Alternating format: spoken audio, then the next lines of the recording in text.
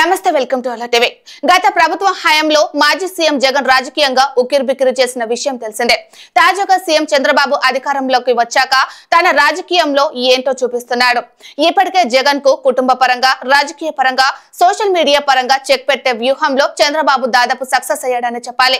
తాజాగా అసెంబ్లీలో PSC ప్రజాపద్దుల committee chairman పదవి వైసీపీకి దక్కకుండా చేయడంలో సఫలీకృతరయ్యాడు. అసలు పీఎస్సీ చైర్మన్ పదవి ప్రతిపక్ష పార్టీలకు ఇవ్వడం ఆనవాయితీగా వస్తుంది. కానీ ఈ అసెంబ్లీలో వైసీపీకి ప్రజలు ప్రతిపక్ష స్థానం దక్కకుండా చేశారు.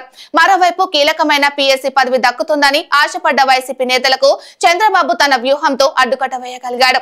తాజాగా ప్రజాపద్దుల కమిటీ చైర్మన్ గా వైసీపీ నామినేషన్ దాఖలు చేసినా సరే పదవి దక్కే పరిస్థితి కనిపించడం లేదు.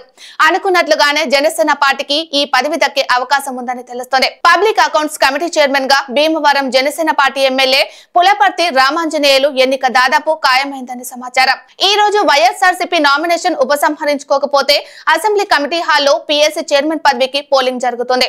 ఈ ఎన్నిక బ్యాలెట్ పద్ధతిలో అసెంబ్లీ జరిగే సమయంలోనే నిర్వహిస్తారు. అసెంబ్లీ నుంచి పీఎస్సీలో 9 మంది సభ్యులు ఉంటారు.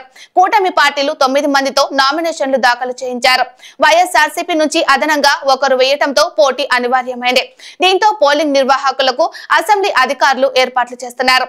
ఒకవేళ పీఎస్సీ పోలింగ్ జరిగితే వైఎస్ఆర్సీపీ అధినేత మాజీ సీఎం జగన్ ఆ పార్టీ ఎమ్మెల్యేలు వస్తారా లేదా అన్నది ఆసక్తికరంగా మారింది.